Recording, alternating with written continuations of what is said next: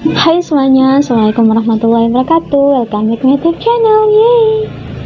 Di video kali ini aku mau mereview salah satu buku favorit aku, yaitu The Magic of Thinking Big, Berpikir dan Berjiwa Besar. Bukunya kayak gini.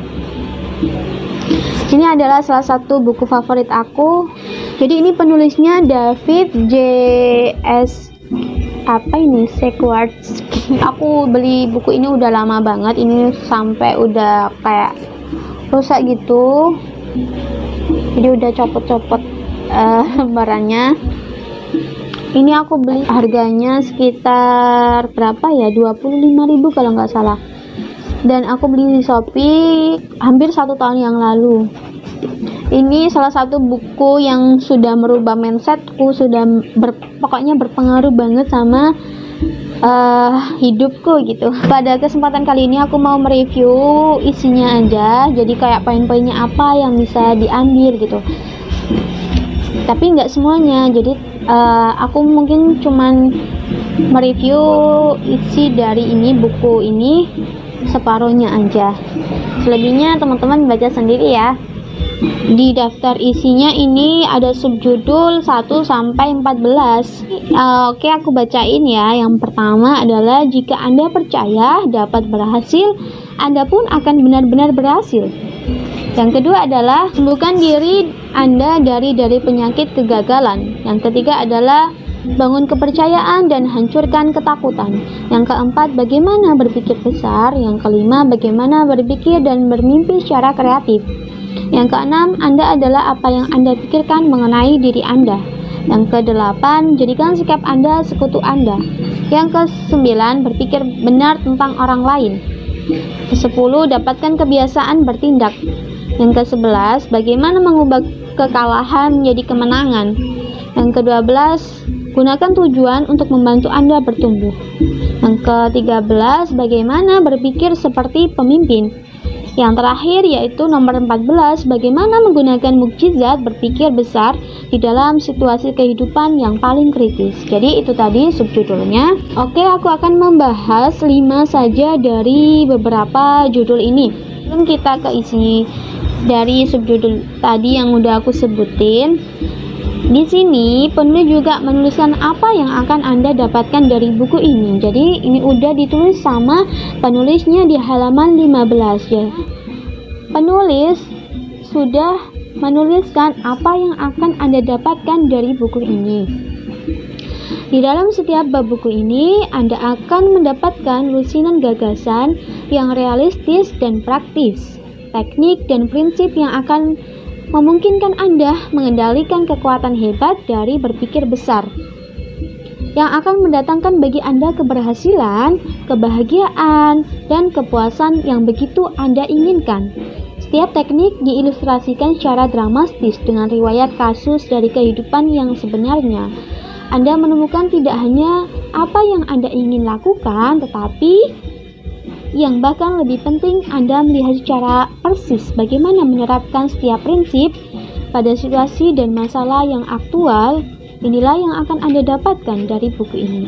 Buku ini memperlihatkan kepada Anda bagaimana Anda dapat meluncurkan diri ke arah keberhasilan dengan kekuatan kepercayaan. Jadi ini langsung disebutin sama penulisnya di sini. Ini ada beberapa kata-kata atau kalimat yang positif yang dituliskan di halaman sebelum kita menginjak ke materi pokoknya. Yang pertama adalah jika Anda percaya dapat berhasil, Anda pun akan benar-benar berhasil. Jadi di bab ini belum kita diolah pikirnya, teman-teman diajak ke bagaimana sih cara untuk kita percaya bahwa kita bisa berhasil mengenai apa yang menjadi ambisi kita, apa yang menjadi keinginan kita, begitu. Di sini penulis menuliskan keberhasilan berarti banyak hal yang mengagumkan dan positif.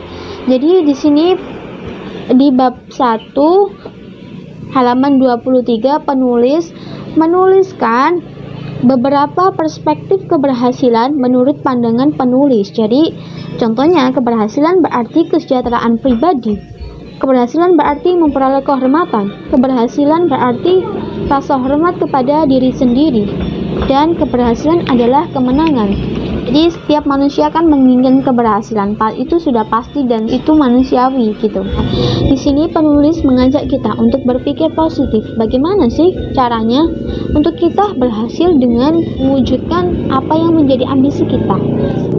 Kemudian penulis di sini lebih menekankan untuk kita membangun kepercayaan kepada diri sendiri. Contohnya kalimatnya kayak gini biasanya. Ketika kita akan melakukan suatu perlombaan. Nah, sebelumnya kita kan pasti ada suatu keraguan begitu. Salah satu caranya untuk membangun suatu keberhasilan, maka penulis mengajak kita untuk percaya bahwa kita akan bisa melakukan, kita akan bisa berhasil mengikuti lomba dengan mendapatkan juara. Jadi kunci utamanya kita harus pede sama diri kita sendiri.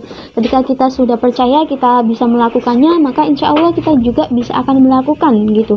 Semisal kayak gini ya, saya ngomong di depan ini karena apa? Karena saya pede. Saya membangun kepercayaan pada diri saya sendiri. Oh, saya ini bisa berbicara di depan kamera. Ketika saya berbicara di depan kamera ini, berarti saya sudah meletakkan kepedean di diri saya sendiri gitu. Terus gimana sih caranya? Apa yang harus aku omongin di depan kamera lah? Itu nanti selanjutnya kita akan mencari bagaimana sih cara ngomong baik di depan kamera, cara untuk kita pede, kita bisa ngomong, kita nggak malu gitu. Nah, itu adalah salah satu contoh dari subjudul yang pertama tadi.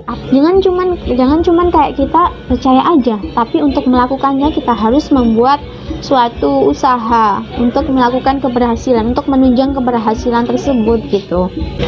Jadi itu tadi intinya dari bab 1. Jika Anda percaya, maka Anda pun akan berhasil begitu. Kalau saya percaya bahwa ini saya bisa ngomong di depan kamera dan nanti saya share ke teman-teman, berarti itu adalah salah satu contoh saya sudah melakukan bab 1 tadi.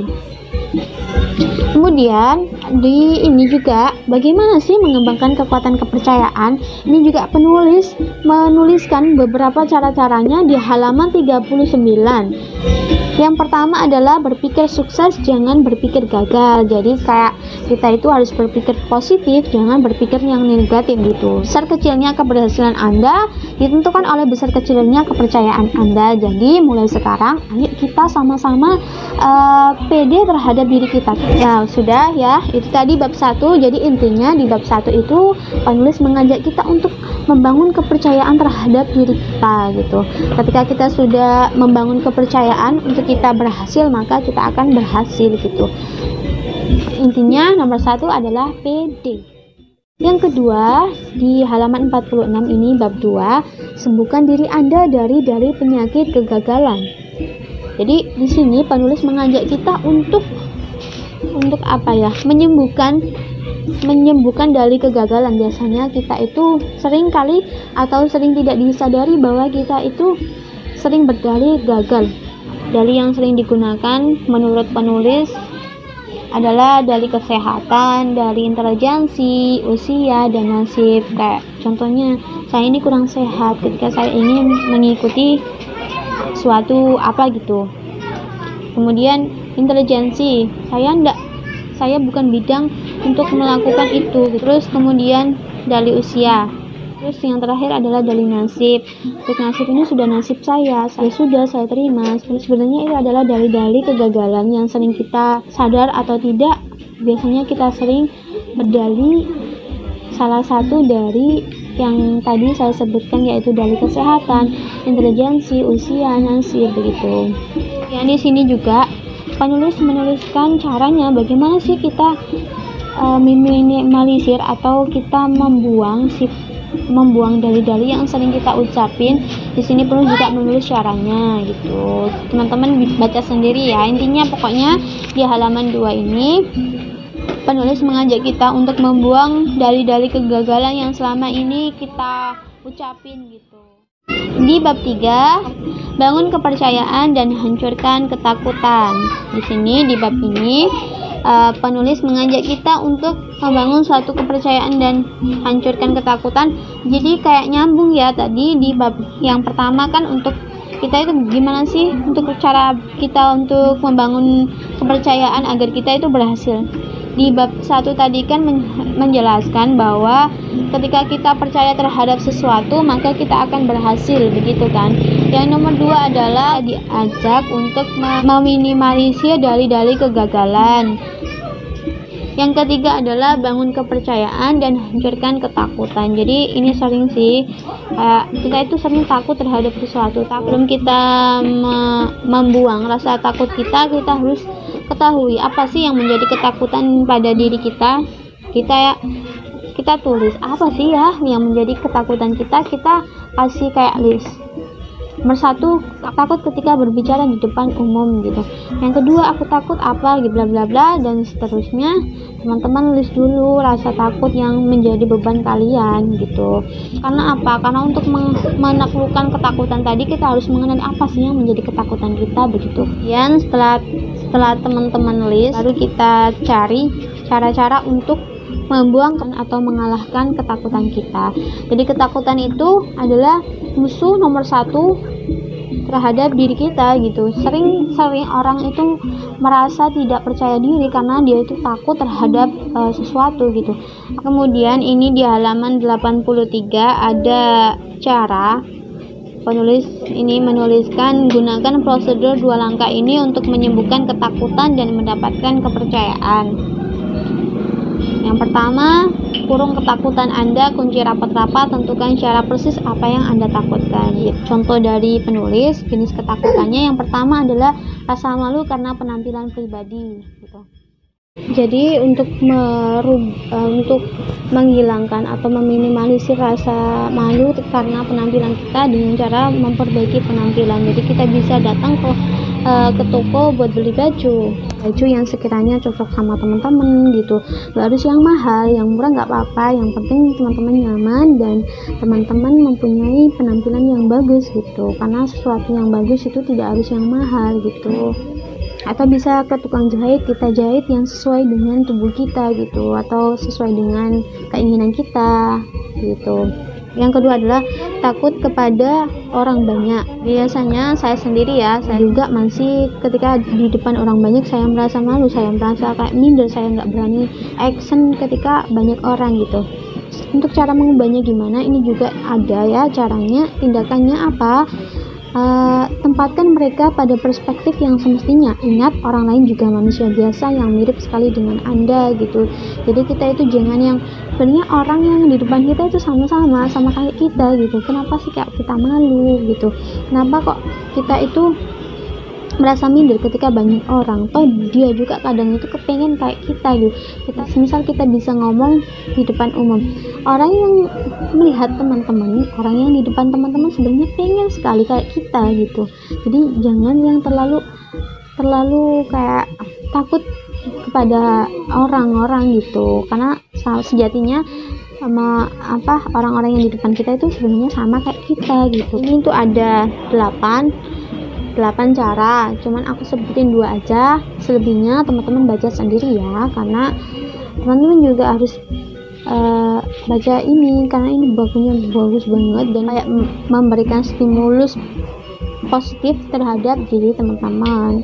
Jadi itu tadi ya intinya dari bab 3 adalah sebelum kita menaklukkan ketakutan kita, terlebih dahulu kita list dulu apa sih yang menjadi kita kenali, apa sih yang menjadi ketakutan kita selama ini gitu. Yang keempat adalah bagaimana berpikir besar.